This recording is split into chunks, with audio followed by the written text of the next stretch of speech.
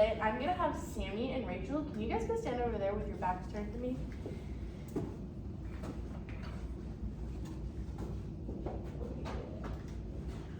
Alrighty, like I already said, good morning. Today is Wednesday, March 7th.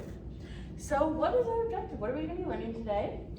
Students are going to be able to evaluate how individuals had different rights during the 1900s when we read pages 63 to 72 and who was Martin Luther King Jr. Teacher, like, why are we just standing here? Because you guys are wearing white, so you can't learn today. What? My mom dressed me like this. Sorry, you can't learn. But it's cold outside. You know what? I'll let it pass today. You guys can sit down. Yes. So, during the old days, colored folks had different rights than those who were white. So just like how Sammy and Rachel weren't allowed to sit and listen to the lesson when I was teaching, colored folks back in the day weren't allowed to listen either. So can you guys, we're gonna do a think, pair, show really, really quickly. Find a partner, we're gonna have one group of 3. Share how you guys think it might have made colored folks feel, or how did it make you feel that people were left out? Go ahead, go. And it was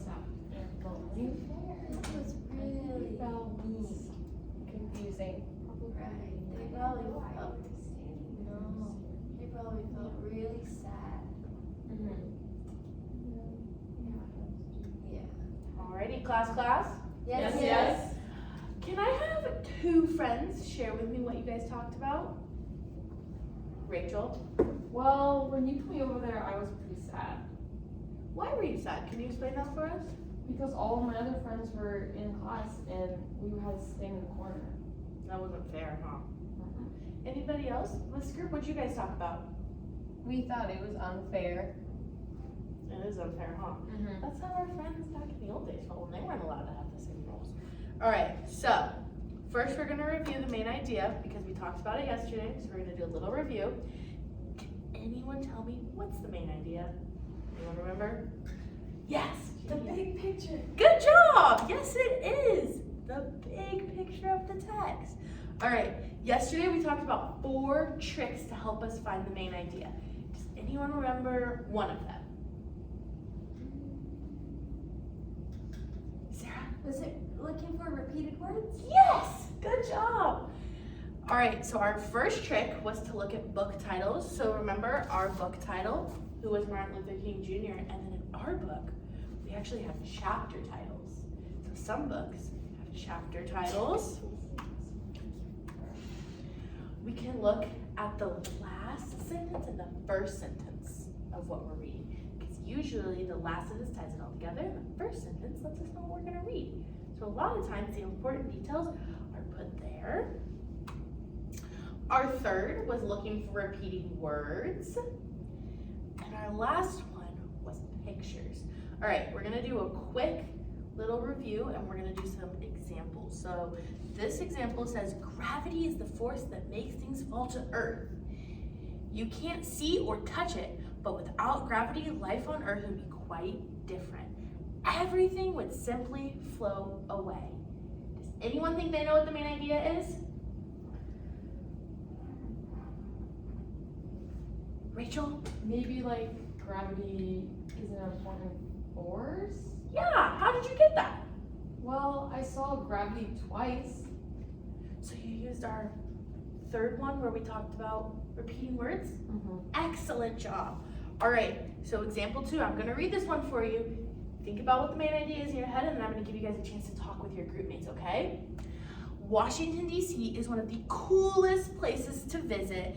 It has tall historic buildings and tons of fun museums to visit. The best part about going is you can see the White House. This is why Washington, D.C. is the coolest place to visit.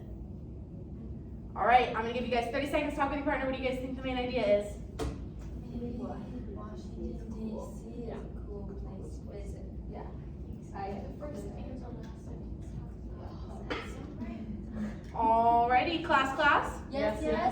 All right, Gia, what did your group talk about?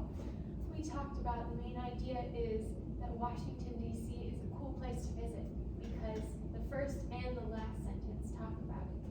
Oh, so you used trick number 2 that I gave you? Awesome, good job, guys. Hallie Ann, Rachel, did you guys come up with anything else, or do you agree?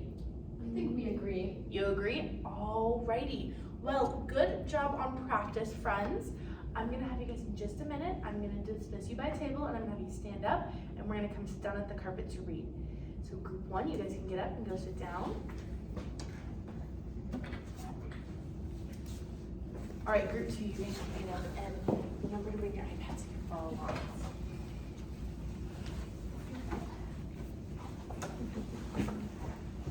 All right, give you a second, Sarah, to jump on into where we're reading the text.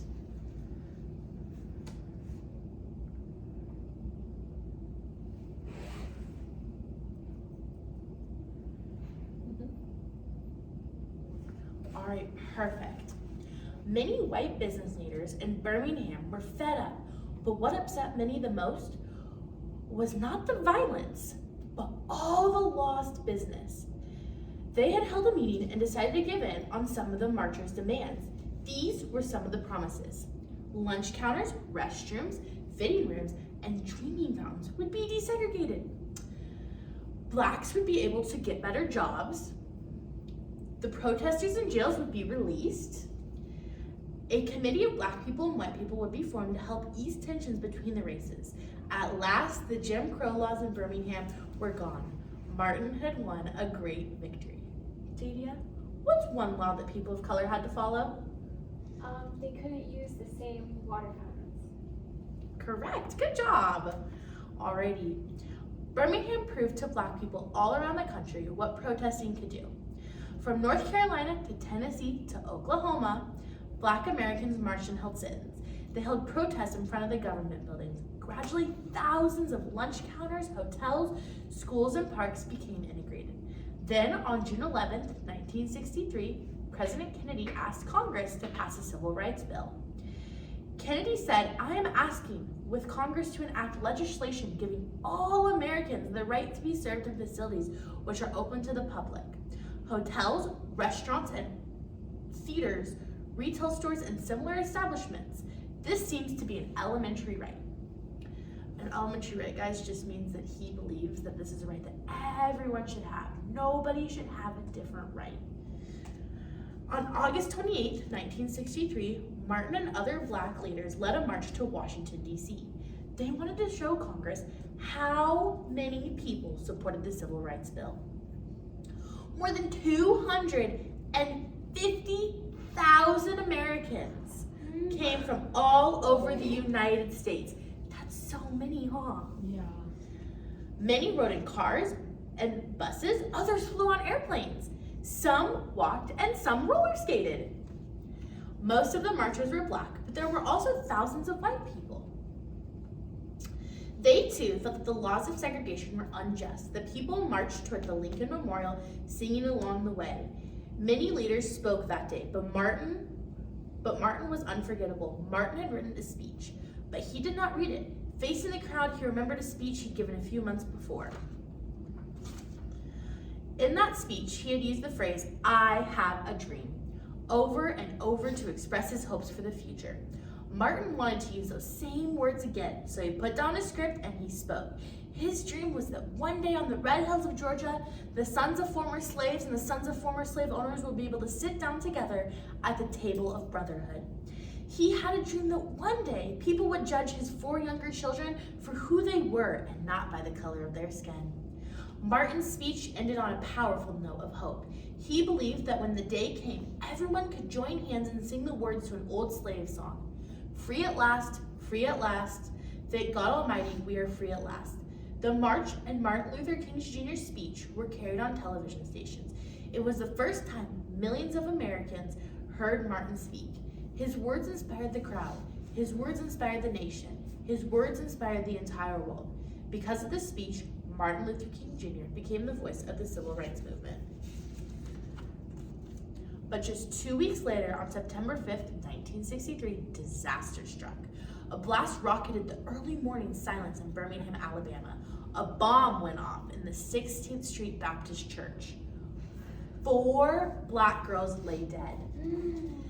They were Denise McNair, age 11, Carol Robertson, age 14, Cynthia Wesley, age 14, and Addie Mae Collins, age 14. The Ku Klux Klan, or the KKK, a white supremacist terrorist group, committed these murders. White supremacy believed that people are superior to non-white people, so the white people are superior to the colored folks. People all around the country were shocked. Martin was filled with grief and bitterness. He contacted President Kennedy to say that he was going to Birmingham to make sure that there was no violent reaction by blacks to the bombing. President Kennedy sent 25 FBI agents and bomb experts to investigate. Then, on November 22nd, 1963, disaster struck again. President John F. Kennedy was shot dead in Dallas, Texas. He was the fourth U.S. president to be killed while in office. The Vice President, Lyndon B. Johnson, became president 5 days after President Kennedy's death. President Johnson spoke to Congress. He asked them to pass the civil rights bill that Kennedy had wanted. This was the best way to honor President Kennedy's memory. Congress agreed on July 2nd, 1964, almost 100 years after the country saw the end of slavery. President Johnson signed the Civil Rights Act. And standing next to President Johnson when he signed the bill was, anyone have a guess? Martin Luther King Jr. Good job, guys. Yes, he was standing next to him. All right, so what were the major features of the Civil Rights Act of 1964? Anyone could register to vote. But you still have to take a literacy test to see if voters, both black and white, could read and write, and so that can still be given. Discrimination in hotels, motels, restaurants, and other public places was outlawed. The Attorney General could take segregated schools to court, and money would be taken away from any state programs that practice discrimination. Hallian, what act was put in place to give colored folks the rights like being able to vote and go to hotels? The Civil Rights. Good job, guys. All right, I'm gonna have us all stand.